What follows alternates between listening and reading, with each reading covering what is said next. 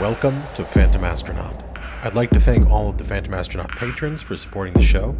If you enjoy the podcast and would like to support the show, visit phantomastronaut.com for all the different ways that you can help us continue to create. Today, my guest is Ashley Oppon, shamanic practitioner and death doula. Hi, Ashley. Thanks for joining me. Hi, how are you?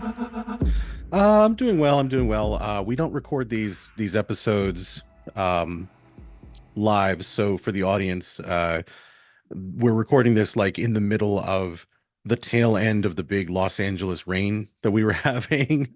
So Hmm. today's kind of like the best day that I've had probably in about a week. Luckily, no flooding, anything like that over here. But it's been a Oh, little bit wild out here on the West Coast. What about you? You're on the East Coast, right? yes, I am. So it's mostly just been cold. Like it's just cold every day. Actually, the past day or two were like the first days we had of like sunshine in like 2 weeks. So that was actually fantastic. It was nice to actually see the sun and people not, being so sad. Well, that kind of bringing happiness to the world in one form or another is a great way to kind of kick off a little bit of our conversation because in the introduction, I call you a shamanic practitioner and a death doula. Yeah. And that's something that I talked about very, very briefly with a previous guest. There's an Mhm. episode that I did with a mortuary science professor named Ben Schmidt. And Mm. we were talking about all of the different sort of changes that have been going on in the end of life, for lack of a better term, industry. I don't really like calling it Yeah. that, but you know, Hmm. and one thing that I had brought up was that over the last decade, I've seen an increase in people offering services as death doulas. And I'm kind of familiar with everything that entails, but why don't you tell my audience what that is and how you got involved in doing that? Sure. So a death doula, so some people call them death midwives. Those are usually the two terms people use the most. Are somebody who help someone go through the dying process. So that can start from the beginning and it can start from pre-planning. A lot of people don't always think so much ahead, or they do, and they'll have something like a living will, which is saying, listen, this is what I want. If in the event that I can't speak for myself, I want X, Y, and Z, or I don't want this in the event of X, Y, and Z. So people start there, but then there's also things like belongings. People don't usually assign unless they have a will, unless they have a lot of uh, maybe material things, expensive things. Sometimes they'll do that, but there's other things people may not have spoken to the people that maybe they wish they always spoke to. Death duels help with that. Or they have things they want to accomplish, or they want to make memory projects, or they do things where they map out their life or look at their life through pictures, through projects, through writing, all different sorts of things. So people, it can start from that pre-planning phase, or advanced planning, as a lot of people call it, and then it can go all the way to the person actually dying. The process of dying is that something that not everybody knows what it looks like. So also there's a lot of education being done with families, and some death doulas actually sit with a person while they are actively dying. And then it can also go to the post mortem state of it, which is helping the family after death. One thing I always thought was so interesting that like people don't think a lot about is when families are grieving, the last thing they want to do is like go cancel credit cards, go call the bank, go call this. So death doulas can help with that aspect of things too. And they can also help people do things, especially now with a lot of people being very environmentally conscious, or trying to not just give all their money to a funeral home where they feel that they may not be taken care of. And that's not to say that all funeral homes are like that, but some are. Um, they can have home funerals, and a lot of death doulas help people organize those, make sure they're following all the state ordinances and get everything arranged for that. Or if they want to have an alternative type of funeral somewhere else, or even a natural burial, that's something a lot of people have started being really interested in. Death doulas help with arranging all of that, explaining how that's going to work to the family. Oh, they just do so many things. So that's some of the things that death doulas do. The way that I got into it was from a young age. Like in my culture, we have very large funerals. Our funerals are like weddings. And I always explain that to people. Like, we have very large funerals. We have 7-day funerals. We have specific traditions that go into the funeral. We have specific things that we wear. It's very ritualistic. And it's something that I was very used to growing up. I'd been to funerals. I'd been to wakes, the way that I was used to seeing it. When I got a little bit older, I think I was in high school, one of the choir teachers, who I wasn't in choir, but I was in bands and we all hung out together. So I knew the choir teacher. She passed away. She was a very, very lovely woman.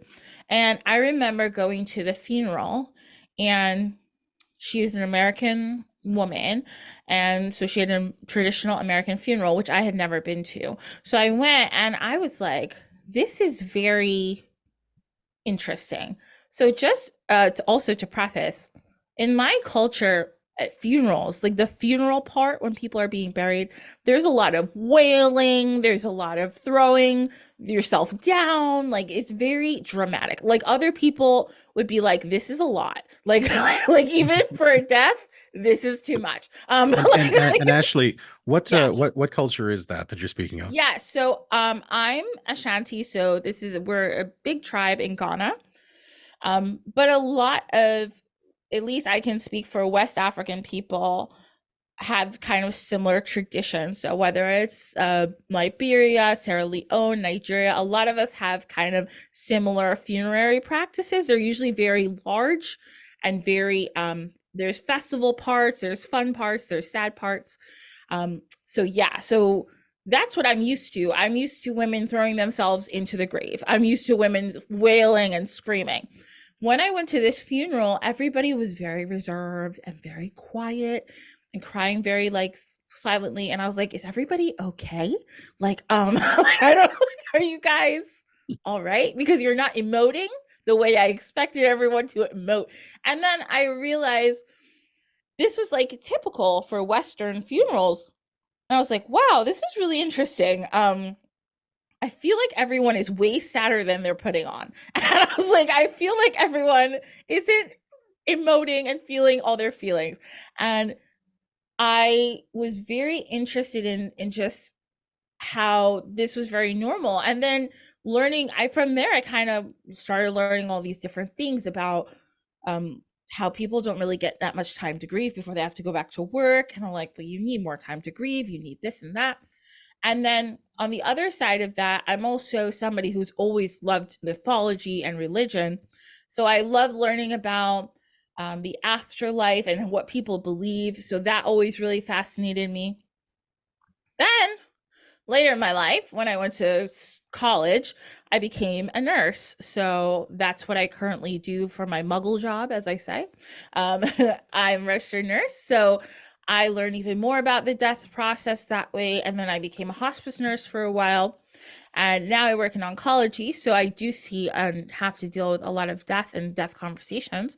And it's when I looked at like, how can I help people through this process? Because especially when I worked in hospice, I saw a lot of holes. Like, there's a lot of education that isn't being done. There's a lot of things. While hospice is an amazing resource, I'm not trying to here to shit on hospice. Sorry, I don't know if I can say that shit.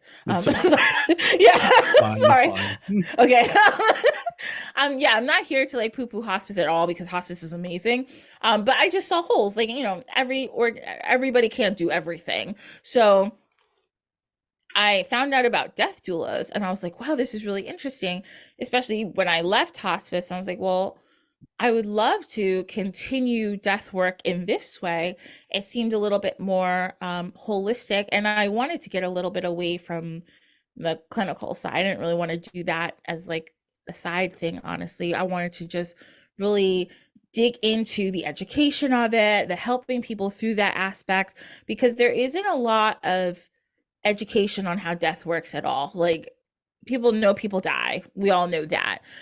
But when people are dying, it's such a highly emotional time that there's a lot of things people, when you're dealing, especially when you're dealing with a loved one, a lot of things people don't do because they don't know. So it's just something that I want to help, as well as all the other amazing death workers in the world. I want to help kind of bridge that gap with everybody. Hmm. Mhm. So there's a lot to kind of dig into with everything that you said. So let me share a couple of personal anecdotes that touch on different things. Mhm. The first of which is that I'm always very interested in kind of what's common or spiritually, culturally accepted around death and things like that, especially in West Africa, because looking at me, I'm like incredibly bright, glowing like a light bulb white person. But a quarter of my family, my grandfather's side of the family, they actually came from Senegal to the Mm. Americas as sugar plantation slaves in the Caribbean. So, I'm always kind of interested in that aspect of my ancestry in terms of kind of like connecting some of those dots. So that's really interesting to know that. Mhm. And in terms of death over the past 10 years, I mean, I've lost my grandfather. My wife lost her mother, father, and grandmother, lost my Mhm. grandmother, two grandmothers.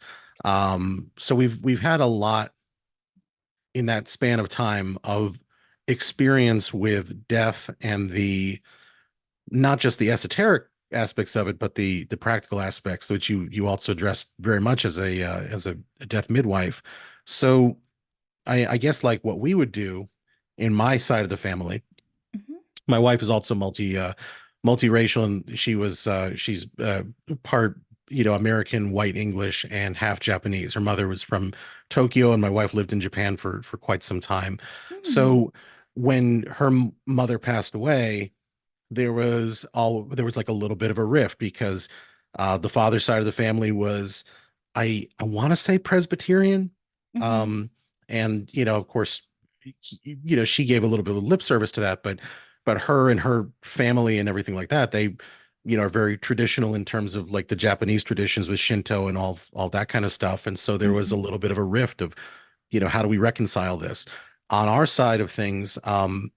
My grandmother was Catholic, but she wasn't necessarily practicing. Some of these other people that we've lost, we don't know what to do. So Mhm. I have I have ancestors. I have like my great grandmother who's literally just she's just ashes in a cardboard box because we don't know what to do Mhm. with her. We don't have any burial traditions. We just aren't equipped.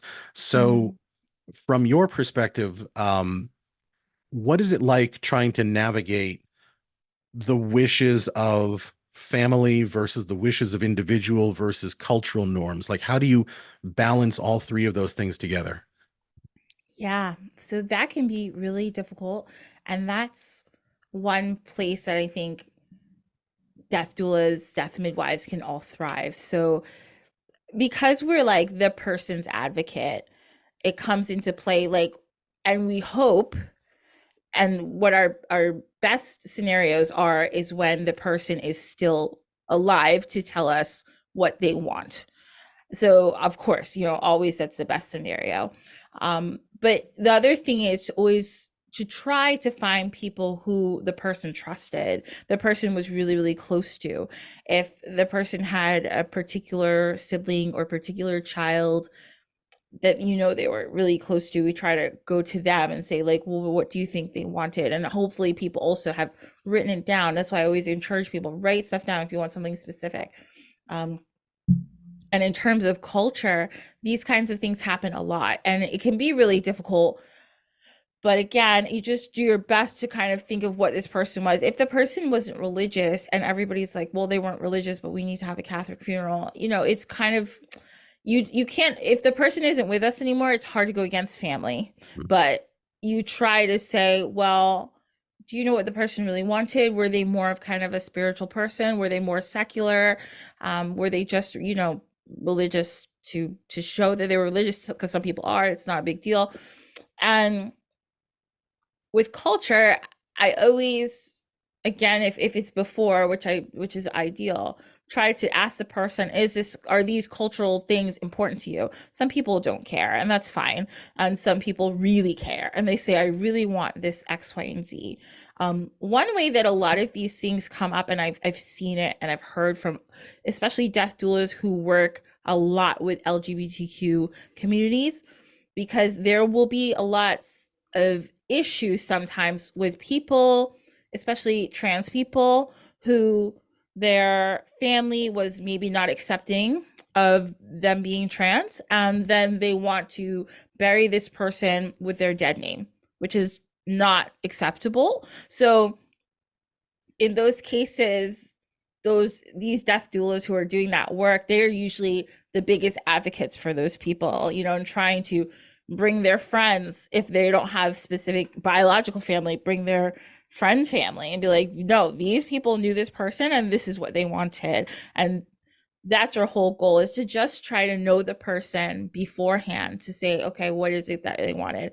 How did they live their life? And sometimes you get clues by just knowing the person and how they live their life. Oh, this person wants to have their family wants to have a big Catholic funeral, but Aunt Mary never went to church. Like, she wasn't even into that. Like, Aunt Mary didn't own a Bible, which is 100% fine. But like, then why aren't we having a big Catholic funeral if Aunt Mary didn't even really care? Like, so you just try to get to know people and know them through their family and see what they wanted. Or in the case of, like, you were talking about, like, having ashes, sometimes people get like, oh, what do we do? What do we do? And I'm saying, my biggest thing is, if you want to spread them somewhere that that person enjoyed. And if you'd rather keep them, that's fine too. But just anywhere, I mean, if you want to, sometimes I've done this with people when they get very upset about, oh, well, I don't know where to do it. First, I say, if you want to keep it, keep it. But if you want to spread them, spread them. And also, if the person is spiritual and I can talk to them on that level, I say, listen, this is just their body material, right? So wherever you scatter it on earth, it doesn't matter, because their soul is no longer here. So they're somewhere much better, much happier, much healthier. Don't worry. I don't think they're going to be angry with you. I don't think they're going to worry about it. Wherever you feel that it's good for you, and whenever it feels it's good for you to spread it, go ahead. And if it never feels good, that's okay. Mm. Yeah. See, I don't know. This is going to be a little bit weird. I I haven't talked about Go this on ahead. I haven't talked about this on the show before, but I have a really, really strong connection with the pets that I have over the years, right? I think a lot of Mm-hmm. people do. Like, when you have them, Yes. they're, you know, I guess if you don't have a strong connection with animals, you might not be able to recognize the level of communication and emotion and everything that they share with you, like a human friendship, right? Mm-hmm. And I love them very, very much. And two of them passed away from old age, and they were brother and sister. They were cats. Oh my What gosh. Oh yeah, they were Shadow and Fortuna, and the girl passed away a couple years after the boy. He had cancer, and he passed away early. But what I had done is I had a special urn made from this artist, and both of their sets of ashes are self-contained, but within this urn. And what's nice is on top of it, I have like a little oil lamp. So what I can Mm. do is, if I'm ever feeling like, I want to reconnect or meditate on them, or whatever else you want to call it, I can sort of like light that little lamp, and I can have like a nice quiet space and time, and gather my thoughts and stuff there. So I mean, that's one thing, and that's, I guess, again, like a personal choice about how you deal with these things. But it is different for when there's other people that are involved, and other powers that are you know, wanting to have time with something, Oh so yeah. making sure who gets access to what when is very important. Hmm. Like, so just on that note, I I like animals, right? I don't have a pet, but I was always like, yeah, animals are fine, blah, blah, blah. There actually is a whole space for pet doulas, like people who literally deal with just pet deaths because it is so like, it's a member of your family. And I never really understood that connection, but it's fine. It's not a big deal.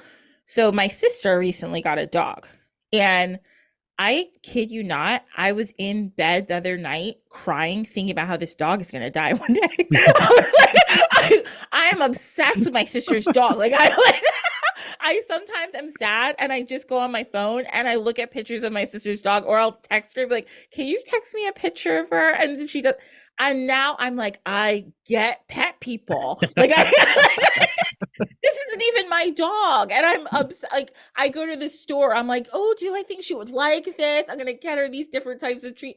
I get it now, and I apologize to pet people that I didn't get it before. I feel you on a spiritual level now, and I know. And I told my sister like before she got this dog, I was like, listen, because she had never had a pet. We didn't really have pets growing up or anything like that. So I was like, listen, you know that this dog is going to die before you, right? And she's like, yeah, but I'm ready. Like, I love her. She's the best. I was like, okay, whatever you say. Like, and I thought it's like, okay, cool. She's getting a dog. Obsessed completely. I miss her right now. Honestly, I haven't seen her in 3 days. And I'm like, I gotta go see this dog. Aw. So cute. So, like, I get it. And now I totally understand, like, that feeling of, because they become like they literally are your friends, and like they're your family members and you love them, and they live in your house. Like so like Oh they're the no, for real. So when my wife's father passed away, Mhm. he was outlived by his cat Fiona. And Oh. so, we had to kind of figure out, how to deal with Fiona because she had health issues and everything like Mhm. that. And we're this is a bit controversial to say, and I don't want to veer too long into like the animal thing, but It's okay. uh we haven't ever put animals down. Mhm. And there's controversy, some people say we'll put them out of, their pain or this or that. But we try to communicate with them and we try to ascertain whether they want to be done, right? Yeah. Mhm. And all the animals that we've had, all of our pets, they have always very actively communicated, like, they want to be on our chest. They want to be like Mhm. around us. They get a little bit scared, when we're not in the room with them, when they're like, in the death phase. Mhm. And I think that, like, well, let me just show you this. This is going to be kind of funny. And anybody, unfortunately, we're not doing the video, but I can describe this to you. Let me see if I can actually even show it through the camera. Let me see if you can get a good look at this. So Mhm. what you're seeing here, that's Fiona with the blanket on the far side. Yeah. That's my wife, and the other animal that's in front, that's my cat Floki. And what you can see is my wife has her hand on Theo's hand, and Mhm. my other cat Floki has reached out his hand onto my wife's arm, and they're making this Oh. sort of triangle together. That was the day that Fiona passed away. Um, Oh my God. so that's when I say how like emotionally intelligent, these pets that like share your space with you are. I mean, like that's such an incredible amount of empathy and understanding that's being expressed, Yes. 100%. And to be honest, like, and it even goes back to people, because one thing, like I said, now I work in oncology and it's a different world than hospice, obviously, but we see a lot of the same things. We see people, and because they're not on hospice yet, we have patients who they are done. And it's so hard for family members to accept that. Of course, nobody wants their family member to not be around. We all wish that our family members and our pets could live forever with us healthily, and we could be healthy and all that kind of stuff. But that's why that's another thing that death doulas try to be advocates for. When people say, you know what, I don't want to do this anymore. I'm tired of this. I've come to the end of my life. It's so important, just kind of like what your wife did, because she didn't have to say it to them. But it's almost like a support and an acceptance. It's like, hey, listen, I'm here. Whatever you need, I'm here. And this actually just happened last week. A coworker of mine, who I love and adore, her father, who was elderly, he's in his 90s, was sick for a few weeks. He was not that long, but she came to work. She was very upset. She was telling us how they were putting her father on hospice, and we were all, comforting her. And she decided with her siblings, they were going to go over that evening and just let him know, like, it's okay. He wasn't really eating. He was forcing himself to eat. And she's like, I think he's doing it to make us happy because he knows that, like, we want him to get better. But at this point, he's not going to get better. They went over there in the evening time that same day. They told him, listen, like, it's all right. We just want you to know we all love you. She has a large family. They called everybody. Everybody was in and out of the house, telling him, talking to him. Literally 12 hours later, he died. And this is a trend that happens a lot. I've seen it throughout my whole nursing career, and most medical people will tell you they've probably seen it too. When there is that support and love and acceptance, whether it is an animal, whether it is a person, any living thing, when they feel that, like, okay, it's okay, whatever has to happen now happens, they do tend to let go at that point. I remember I've seen people whose siblings or family members live across the country, and this person was supposed to die today. Like, their vital signs are terrible. Like, everything is like, medically speaking, this person should probably be dead right now, and they will not die till that person gets there. And that happens all the time. It's like, it's fun. Like, it's just a thing that happens. Like, it's a spiritual love, I think, that people have for each other. And I think they want to wait. They want to know that everyone's going to be fine. Once they realize, okay, everybody's okay, and I'm going to be okay, and I'm surrounded by all this love, then they do tend to go. Like, it's very common. Hmm. And you're a very young person, and I'm obviously we're not going to talk about it. We're not going to talk about age, but you're obviously a very mature and well-centered adult, but you're still a very young person in the grand scheme of things. And it makes me wonder a little bit about your personal relationship with death, because I'm terrified of dying. I I Mm. I just like it's one of those things where I'll start to fall asleep at night, Hmm. and in the back of my head I'll hear like, oh, is this what it's going to feel like when you die? And then I'll suddenly be awake and I'll be up for like 6 more hours. Oh Um, so it makes me wonder, like, somebody who, is within your age range, who experiences death so frequently and comforts people through the process, both the dying person and the people around them. What is your personal relationship to it at this point? Yeah, that's a really interesting question because nobody ever asked me that. So thanks. Um, I I know it sounds crazy. And I'm like, this is not like a flex or anything, but I've never really been afraid of death. Um, I think growing up, like I said, I've always been really, I'm like, love religion and mythology. I didn't grow up super, super religious, but I did go to church. Like, was raised Catholic to a degree, not super serious, but I went to church with my dad, and I would talk to him about these types of things all the time. My dad and me used to have these conversations, and when I was a kid, I was terrified of death. And maybe I would remember being like 4 and talking to my dad about it and be like, I do not want to die. And one day getting so upset and realizing, like, you're gonna die, mom is gonna die, I'm gonna die. I'm like having a 4-year-old having like a spiritual crisis. Like, what am I gonna do?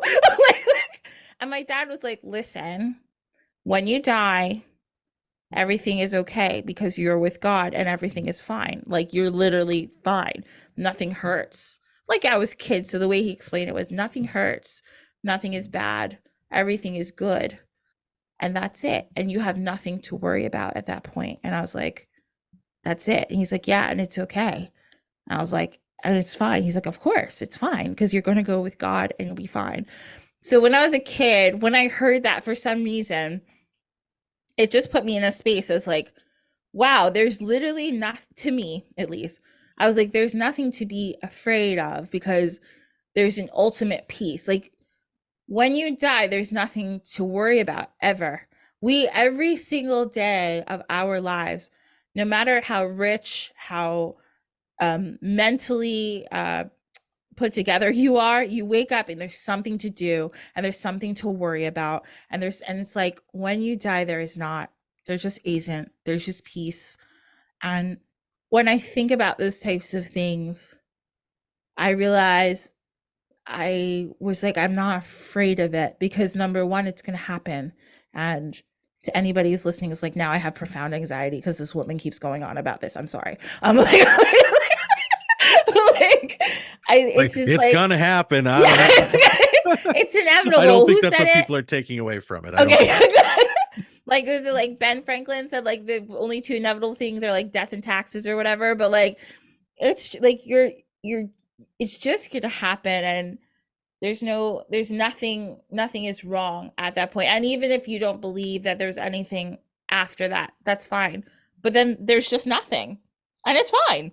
Like it's not, so I totally understand that fear of death because it's unknown and we like to know what's going to happen. Everybody wants to know. We've all been trying to figure it out for thousands of years, but at the end is the end and there's no pain. And I think also I've seen in my career, I've seen so much suffering sometimes that I'm like, it's not always bad. It can be so freeing for people. Like they just don't have to deal with pain. They don't have to deal with all this stuff. Now for the loved ones left behind, it's painful, it's grief, it's difficult, and it's awful.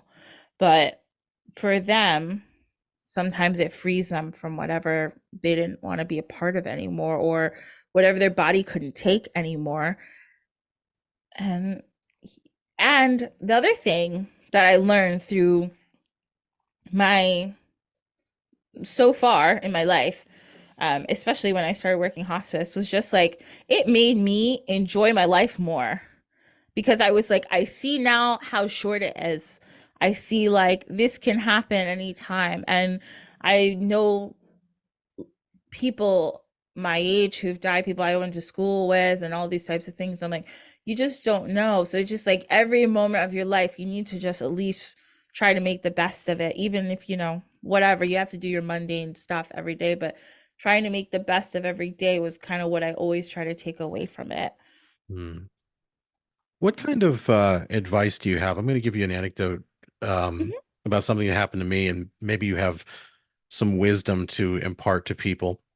So this is probably about 15 years ago, maybe a little bit more. And I was with two friends. One of them, this woman, we were on the subway and she'd gotten a message that her cousin had passed away. And it wasn't unexpected. He was pretty young. He was about 8 years old, but he had medical complications and he'd essentially been in the hospital since Mhm. almost the time that he was born. So this wasn't something that kind of came out of the clear blue sky, but she was so distraught about it. And in trying to, I don't know, comfort her, make it better in some way, what I'd said to her was, I said, well, I'm so sorry that this happened. It's terrible that you lost your cousin, but if there's any nice thing to think about is that, he was always surrounded by people that loved him, and, he didn't, experience many things in the world,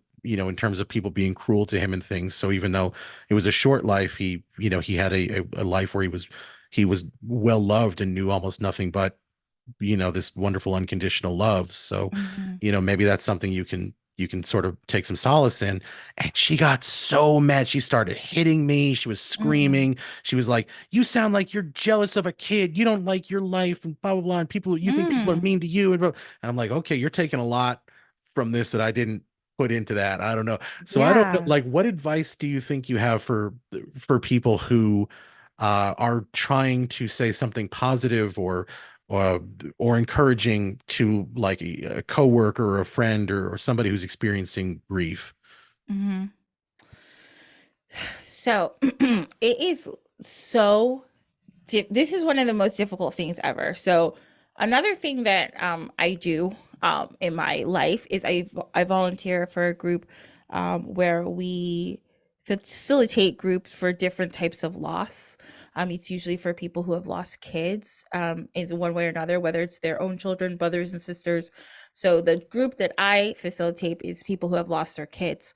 And we have these conversations constantly. Like they are the ones telling me like what people say to them that pisses them off. Like, or like, that's one of our many conversations that we have in the group. That always a lot. There's always a lot of laughter with that, unbelievably. But I think when it comes to death, there's never really a right thing to say, and people get very nervous because they're like, oh, I don't know how to broach this topic with this person. But one thing I always tell people is the first thing you can say is like, hey, how are you? I'm so sorry. And sometimes you just say I'm sorry and let people tell you. If they want to talk about it, great. If they don't, that's fine. I'm not saying to change the subject and do something else, but let them talk about it. Another thing is, especially I see this a lot in my group, in my child loss group, is people always say like, I want to talk about my kid, but I feel like everyone else is going to be uncomfortable. Like I feel like everyone's going to freak out that I'm talking about my person who died. Allow people to just do what they want to do. The best thing you can ever do is honestly just say to people, what do you need? Do you need anything? Like anything you want to say to me? Anything you want to talk about? Because like you said, some people will react like that, and of course what you were saying, you were trying to help, but then some people don't take that as helpful. Some people be like, well, you're making light of it. When Mhm. obviously you are 100% not, but like people will say that. And then people do try to say, a lot of time people hate people say, well, this so and so is in, this is not what you said, but people say, oh, so and so's in a better place. People don't want to hear that shit. Like, sorry Mhm. again. Oh, no, You don't no, want it's to hear, fine. okay, people don't want to hear that.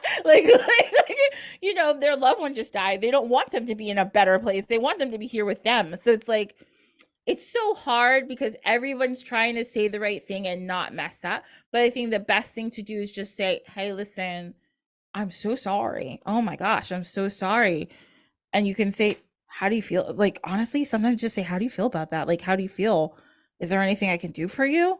And stop, and you can stop it there. It's, if you don't go on about it, it's okay, because you don't know what to say and you don't know how the person is reacting, especially something like you're literally on a subway and the person gets that news right there. So you're just like, hey, like, what's up? What do you want to do? Are you okay? Is there anything you want to change our plans? You want to do something else, And I think sometimes you can just do that. And then also not, when time goes by, not forgetting that person. Because a lot of people talk about how, like, oh, in the beginning, everybody would talk to me. And then people kind of move away from them. They don't want to talk to them because, oh, the person, she gets upset every time we bring it up. No, they don't want you to move away from them. They don't want you to hover, maybe, but just reach out every now and again. Hey, how you doing? Everything okay? You need anything? And I think people appreciate that more than anything, just to know that you're still there, you still value, you still care about them, after the death. Or so yeah, I think it's just people just ask people what they need, what they want, and you don't have to say anything specific. Just find out from them what you can help them with. I think is the best answer I for mean, now. that's such valuable information because and I understand that the American culture, quote Hmm. unquote, is this awesome, intricate patchwork of so many different cultures. Hmm. But there are some things that are kind of broad and prevalent within the society that we live in. And one of those things is that we don't really talk about death. Hmm. And I think that, people are ill-equipped for the things that we just talked about, partially because of that, because it is so taboo. Yeah. Yeah. Have you thought about, anything related to how that could change for the better in society? Should we be more open about it? Yeah, so 100% I think people need to be more open about talking about it. I feel like we also have this thing where everybody's like, "Oh, I don't want anyone to be sad. Don't be sad. Don't ever be sad. Everyone must be happy. Everyone must be okay." And it's okay to just not be okay sometimes. You're just not. Nobody is going to be all right all the time. And it's okay to broach these subjects with care. And there's also a lot of different communities, like you said, the America is a giant patchwork. There's a lot of communities where people are superstitious and be like, well, if you talk about death, someone's going to die. Well, we're all going to die anyway, so might as well just bring it up now. Let's get it over with. Um, yeah, I think it's super important to have these conversations because the more comfortable that we get talking about death, the easier, not okay, easier is not a good word. The better we can grieve because grieving is going to happen regardless, and grieving looks different for different people. Grieving can be being sad, and grieving can being angry. Grieving can being confused, can being a bunch of different things. And when we're having the conversation about it, we we can at least be prepared for the fact that this is something that is inevitable. And I think, unfortunately, with rates of like opioid abuse, I feel that has also really put that into perspective. It's something that people need to talk about a lot because people die of opiate abuse a lot. And when we don't talk, and addiction is something, it's a disease that we try to manage for people, but it's not always managed and it's not always manageable, and it can destroy families and mess people up. But once we're open about it and we talk about addiction, it makes things easier for everybody. Not that it's okay, but it makes it like at least we understand it better, right? Now we understand it's a disease. We understand that it's not something that we can always just fix really easily. And it comes with a lot of other mental disorders that go along with it. So I think when we talk about grief, not that it makes it easy, but it does make it something that we can all sit around and have the conversation about. And everyone doesn't have to get angry or upset. We can just say, this is what it is. This is what's going to happen. This is how we want to start dealing with it now. And especially now going to people like people who are dying, people who are in hospice, things like that, no matter their age, the grief process actually starts before that. And when we start talking about dying, unfortunately, before that, we start getting prepared for our grief going forward. And it makes for a healthier journey dealing with their grief than people just being all of a sudden shocked and not being able to function because they're like, I didn't realize, I didn't understand this was going to happen. So I think, yeah, it's really important for everybody to have these conversations when they can, when it's comfortable for them, because I think it's just going to make everybody, our society, healthier. Hmm.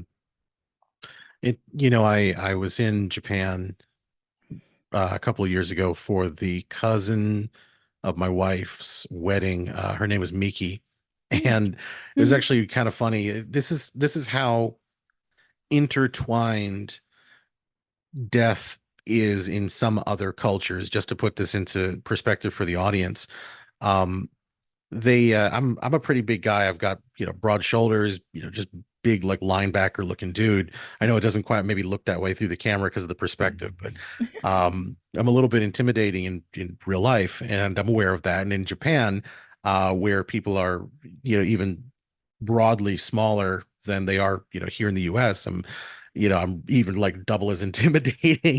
And what happened was, uh my wife's uncle, he took me aside, and he says to me, he's like, hey, I need you to stand over here in front of this door, because I just need you to stand over here, just don't let anybody out and I'm like, oh, okay.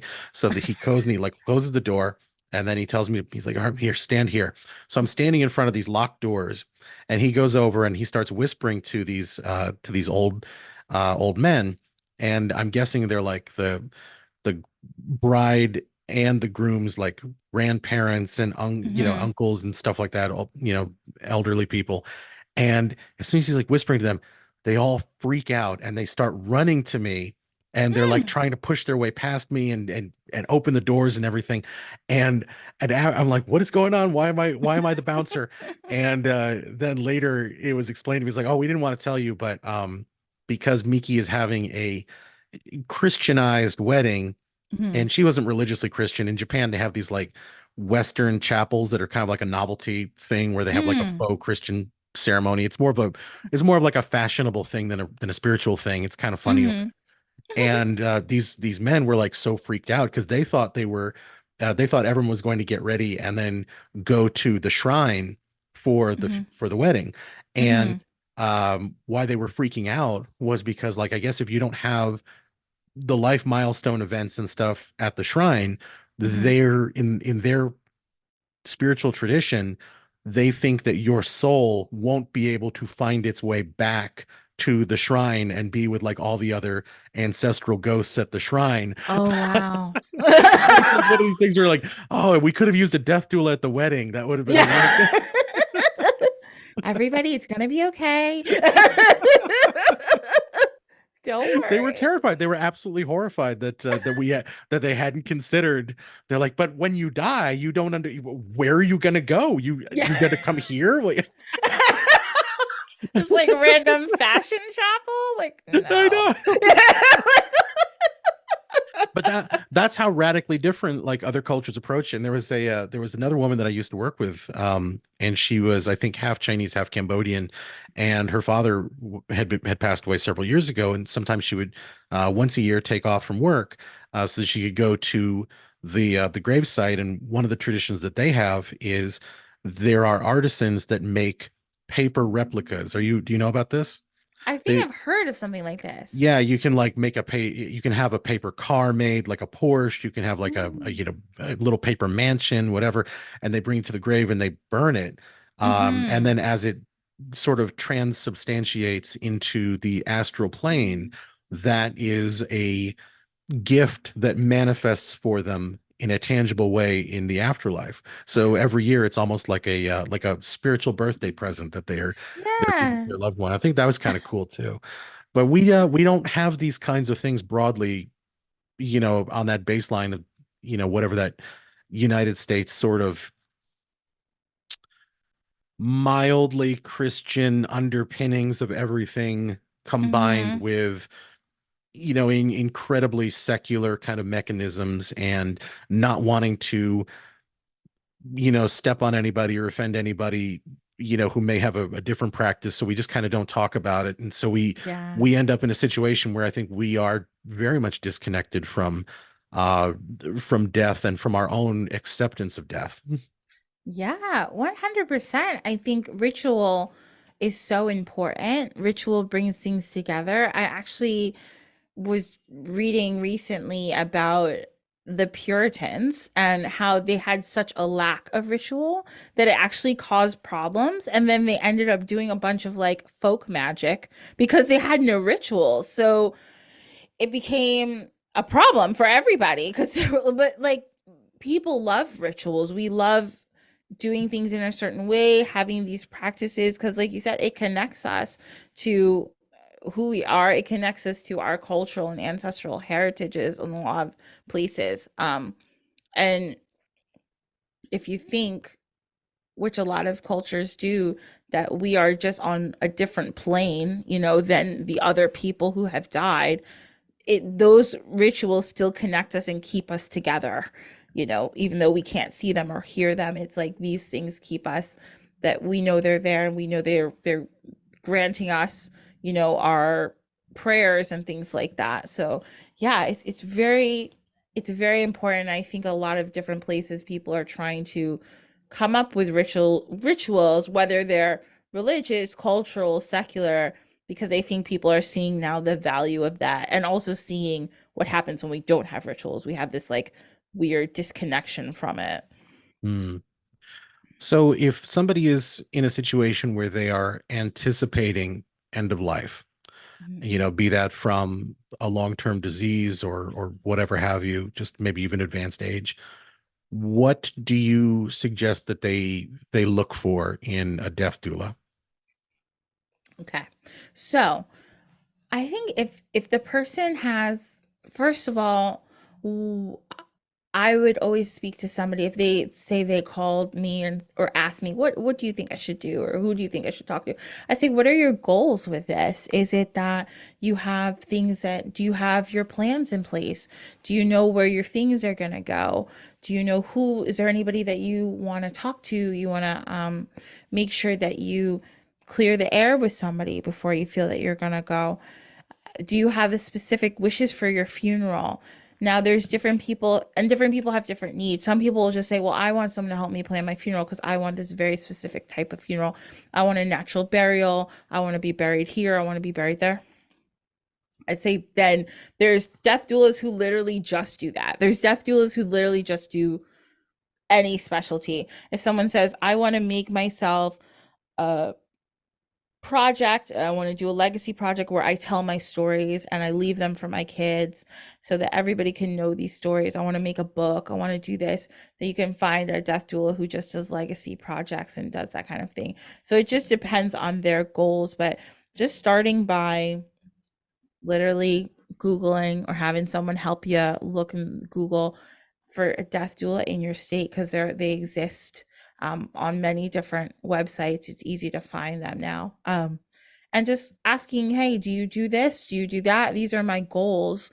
Are these things that you can help me with? Most death doulas, I've never met a death doula who was like money hungry. They don't do that. Like oh, they're all mostly doing it just because they really love it and they really want to help people. So and if they know I know certain people who are really good with home funerals. I know people who are really good with 11th hour meetings, sitting with people while they're dying. And I'll be like, oh yeah, you should call so-and-so, you should do this. So you find one, you find us all.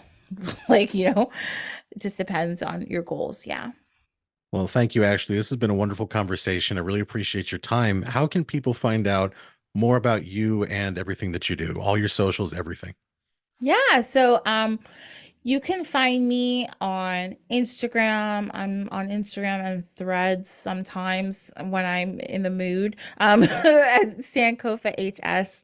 That's spelled SANKOFAHS. I also have a podcast called Dine with the Divine where I talk about mythology, religion, and culture. And on Instagram and Threads and YouTube, that's at Dine with the Divine. And you can email me at sankofahealingsanctuary@gmail.com.